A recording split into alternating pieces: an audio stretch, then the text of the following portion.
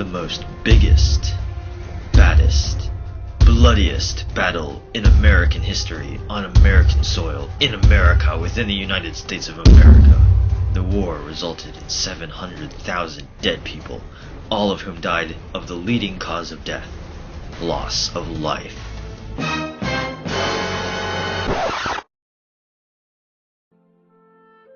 Unfortunately, we are high school amateurs with no budget, so this presentation of battles and strategies will have to be represented with only 3 people. Donations are greatly appreciated. On a side note, soldiers in the 1860s did not fight in jeans and sweatshirts. Many other aspects of this video are historically inaccurate, but unless you're really dumb, you'll understand everything. Anyways, sit back, relax, enjoy the show, and as a wise man once said, may the greater than or equal to infinity be with you. Once again, donations would be greatly appreciated so we can make better videos in the future. Thank you.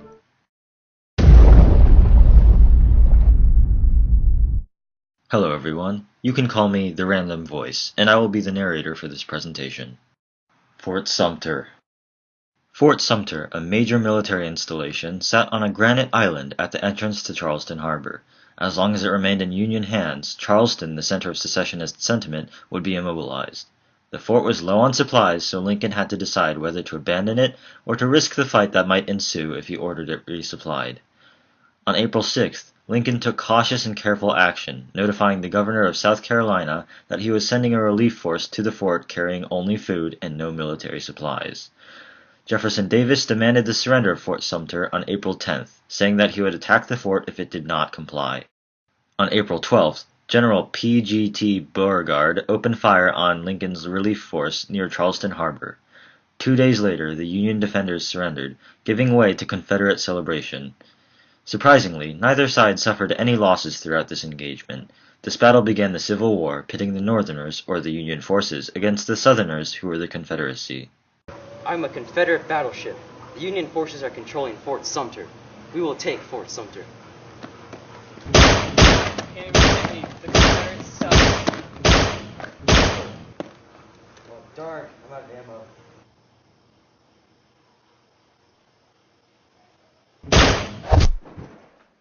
Now, the Battle of Bull Run. The Battle of Bull Run, the first major battle of the Civil War in which the Union tried to invade Richmond, but the South repulsed them. This battle shattered the illusions created by the flush of war enthusiasm at the beginning of the war when states were done taking their sides. It took place in July 1861 at Manassas Creek in Virginia, when Beauregard from the Confederacy and McDowell from the Union and their armies met. At first, the Union army of 35,000 was doing well against the Confederacy's 25,000 men. But when 2,300 Confederacy men came as reinforcements, they were able to repulse the Union army, and the Northern army retreated in a disorderly and panicked fashion to Washington. Because this was the first battle, many reporters and bystanders were present and were swept up in the panic. This battle would serve as a view to what the following battles of the Civil War would be like, bloody and devastating. It also made both sides realize that the war was not as short and easy as they thought it would be. The North lost confidence from this battle, while the South had gained confidence. Jack told you the details of the Battle of Bull Run, but for the sake of simplicity, we'll summarize this battle in one clip. Haha, wow, it's gonna be so easy to beat the Confederates. Oh my god, we're gonna lose! Since we're not supposed to go in depth about Northern and Southern advantages and disadvantages, I'll sum it up for you. The Union had the commanding edge in terms of population and industrial capacity. However, the Confederacy had the advantage of fighting a defensive war for the cause of defending their liberties. In this way, the Union Army was forced to confront the Confederacy, which used guerrilla warfare to chip away at Northern forces. Another Union disadvantage was the unreliability of its troops. Most Northern troops were untrained, giving the South a large advantage in this aspect. The Anaconda Plan. The Anaconda Plan was the initial Union strategy. It consisted of slowly squeezing the South with a blockade at sea and squeezing it on the other side with a blockade on the Mississippi River. Winfield Scott, the General-in-Chief, proposed this plan, hoping to avoid invasion and conquest and make the South realize the inevitability. Winfield Scott, the General-in-Chief, proposed this plan, hoping to avoid invasion and conquest and make the South realize the inevitability of defeat and thus surrender. Lincoln accepted this plan, but the public wanted to fight, so he agreed to the Battle of Bull Run. Squeeze! The anaconda spends so much of its time in water Wow, and is are such a you powerful kidding swimmer me? that it can be properly considered. Oh my god! I'm Jack Bennett. And I'm not as sexy as him. We're from the Union Army, and we're going to show you how to do the Anaconda Plan. Hi, I'm from the Confederate Army, and we're invincible. Anaconda plan, go! Super attractive Jack Bennett punch. That's good. The Peninsular Campaign. The Peninsular Campaign, a strategy formulated by the Union and It's not scrolling. Cut it. strategy formulated by the Union and led by General George B. McClellan. The objective of this strategy was to capture the capital of the Confederacy, Richmond, Virginia. This strategy, pushed by Lincoln, who was growing impatient, was put into action when McClellan gathered 120,000 troops and pushed toward Richmond up the James Peninsula. McClellan tried to avoid battle, hoping his overwhelming numbers would convince the South to surrender. When the Union forces came close to Richmond, Robert E. Lee launched several attacks that eventually repelled the Union forces, an effort called the 7 Days. This occurred from June 26, 1862 to July 2, 1862. When McClellan pushed up the James Peninsula, nearing Richmond, Robert E. Lee launched a counterattack against McClellan, taking him by surprise and pushing him back to Harrison's Landing in a series of battles known as the 7 Days. Frustrated by this defeat, Lincoln called McClellan back to Washington. This battle marked the end of the Peninsular Campaign and convinced many to believe that the South was winning the war thus far, though the numerous victories and defeats of both sides caused the larger battle for Northern Virginia to result in stalemate. The Naval War. Well, the Naval War primarily involved the Union blockade, which was intended to cut off commerce between the Confederacy and the rest of the world, and it was initially unsuccessful. The Union Navy only had 33 ships with which to blockade 189 ports along 3,500 miles of coastline. Southern blockade runners evaded Union ships easily, and only 1 out of 8 of Confederate shipping was stopped in 1862. The Confederates licensed British-made privateers to strike at Northern shipping. One Confederate raider, the Alabama, destroyed 69 Union ships with cargoes valued at $6 million. Beginning in 1863, however, as the Union Navy became larger, the blockade began to take effect. 1 out of every 2 of the blockade runners was captured in 1865. Ironcladding was also introduced to naval warfare. The Confederacy refitted an old Union vessel, the Merrimac, with iron plating and renamed it the Virginia. The Confederate ironclad had iron plating to protect itself from Union fire, while its ramming capabilities were undefended by the Union ships. The Union countered with its own ironclad, the Monitor, leading to an overall inconclusive duel. We're taking on water. Ramming device go. Load the cannons! Ah! Submarine technology go. Rise back up, squash him. Stalemate. The Battle of Chancellorsville. I can't read with sunglasses. The Battle of Chancellorsville.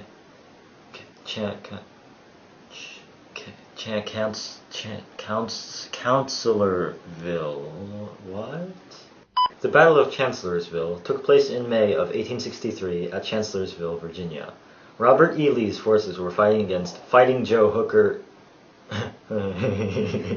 Robert E. Lee's forces were fighting against Fighting Joe Hooker's force that was double the size of the Confederate force. The Union invaded Chancellorsville, but Lee made a bold flanking movement, dividing his forces and completely taking the Union by surprise. Among these flanking movements was General Thomas Stonewall Jackson, who died shortly after the battle from wounds caused by friendly fire. The battle was won by the Confederacy, killing 17,000 Union troops, but also losing 13,000 Confederate troops. This battle was seen as Lee's greatest victory, considering that he defeated an army twice as large as his own. The Battle of Gettysburg. The Battle of Gettysburg, July 1st through July 3rd, 1863. The Battle of Gettysburg was the turning point of the war. Although weakened, Lee's men moved north into Maryland and Pennsylvania. Lee, with the intention of having Britain and France intervene and demand a peace negotiation, took a gamble and sent thousands of men into Northern territory. Lee strengthened his forces around Gettysburg, but Union troops held their ground, fending off the initial assault by the Confederates. 2 more Confederate attacks were carried out, bringing the battle into full swing, and resulting in over 9,000 Union casualties and 6,800 dead or wounded Confederates, just by the end of the first day. The Union defenders were sent retreating at the conclusion of the first day. On July 2nd, both armies were at full force, and they had taken up positions along 2 parallel ridges. A bloody day of fighting ensued, resulting in a total of 16,000 dead, wounded, or missing. On the third and final day of the battle, the two sides launched artillery at each other, but the exchange did not result in any significant shift in control. Confederate General George Pickett led almost 15,000 men toward the Union line on Cemetery Ridge. This assault, called Pickett's Charge, was unable to break open Union lines. Pickett's men were devastated by artillery and rifle fire, resulting in over 6,000 casualties. In the end, some 10,000 Confederate troops were dead, wounded, or captured. On July 4th, Lee's army retreated back to Virginia. In the course of 3 days, the Confederate Army had suffered approximately 28,000 casualties, and the Union suffered 23,000 casualties, making the Battle of Gettysburg the deadliest in Civil War history. The defeat crushed Lee's hopes of turning Northern sentiment against the war, as well as any chance of European intervention.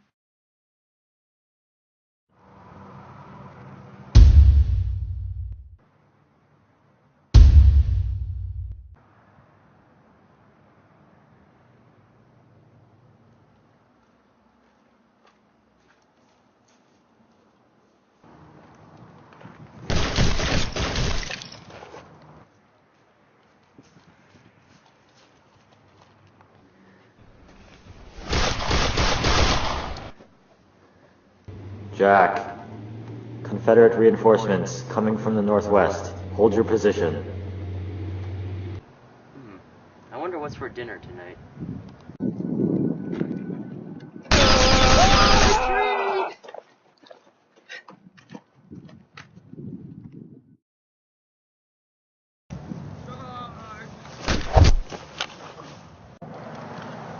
Oh, it's a good thing I have 3 lives.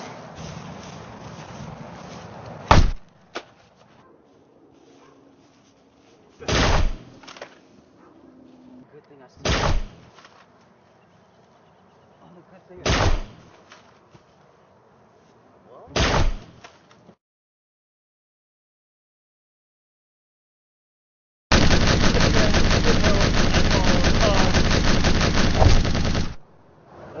You're dead.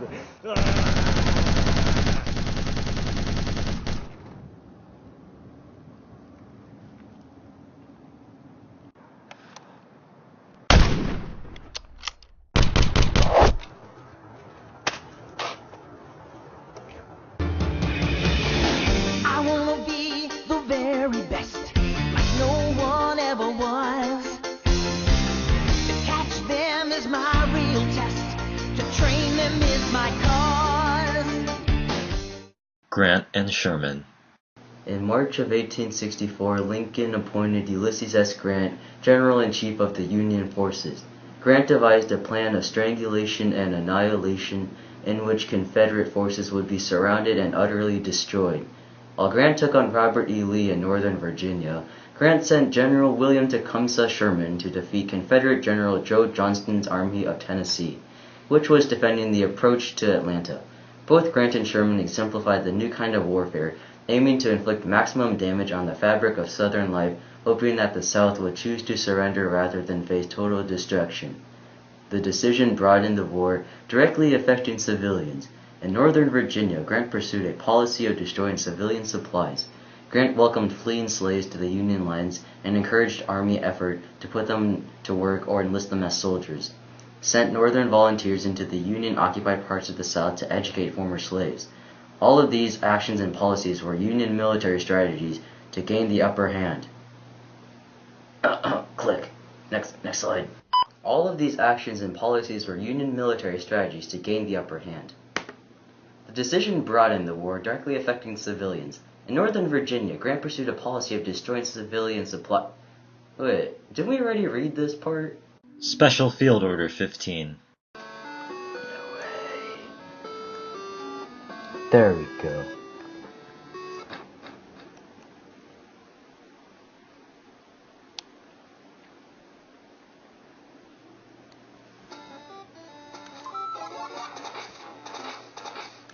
During Sherman's march through Georgia, he turned away 18,000 slaves, many of whom were recaptured and re-enslaved. This caused an uproar in Washington, so Secretary of War Edwin Stanton called a meeting that consisted of him, Sherman, and 20 black ministers who were representatives for the slaves in Georgia. This representation for the slaves was never before implemented.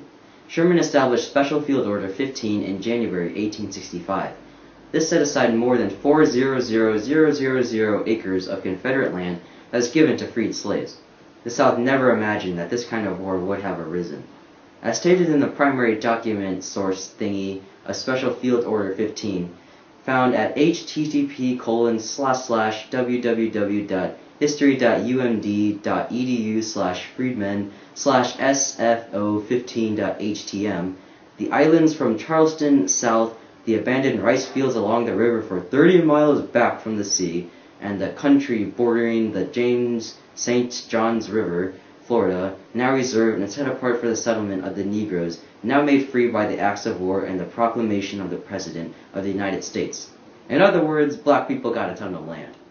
Southern use of slaves. The following will be recorded without any computer editing. Ulysses S. Grant did not favor subtle strategies, bluntly saying, "The art of war is simple enough. Find out where your enemy is, get at him as soon as you can, strike at him as hard as you can, and keep moving on." Following this plan, Grant eventually hammered Lee into submission, but experienced heavy losses by Lee, the King of Spades, an aid given to him because he mastered the art of defensive warfare, often making his men dig trenches. In a succession of bloody encounters in the spring and summer of 1864, Grant's strategy proved effective, settling for prolonged siege of Lee's forces at Petersburg. There were more Union soldiers to replace casualties, while there were no more white Confederates. In desperation, the South began to arm slaves to serve as soldiers in the Confederate Army. Jefferson Davis said in February 1865, "We were reduced to choosing whether the Negroes shall fight for or against us." Ironically, the African-American soldiers and their families would have to be promised freedom or they would desert to the Union at the first chance they had, as many blacks did previously, decimating the South's possible fighting force. On March 13th, Confederate Congress authorized a draft of black soldiers without mentioning freedom. However, it was too late. The South never had to publicly acknowledge the paradox of having to offer slaves freedom, so they would fight to defend slavery. Appomattox. In the spring of 1865, Ulysses S. Grant's hammering tactics were finally proving their worth. Robert E. Lee and his remaining troops, outnumbered 2-1, still held Petersburg and Richmond. Starving, short of ammunition, and losing men in battle or to desertion every day, Lee retreated to Petersburg on April 2nd. The Confederate government fled Richmond, burning the city.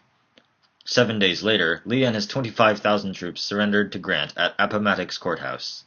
Grant treated Lee with respect and set a historic precedent by giving the Confederate troops parole.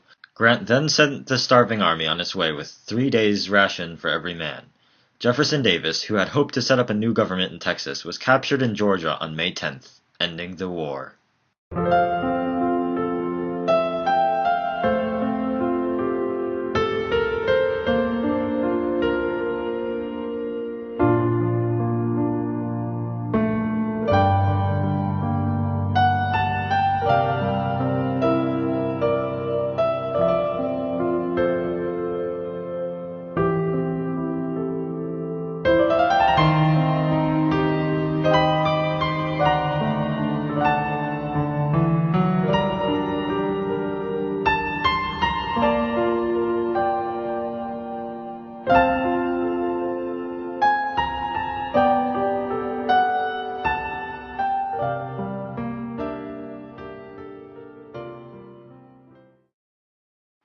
Before I end this video, I just want to give special thanks to people I feel deserve it.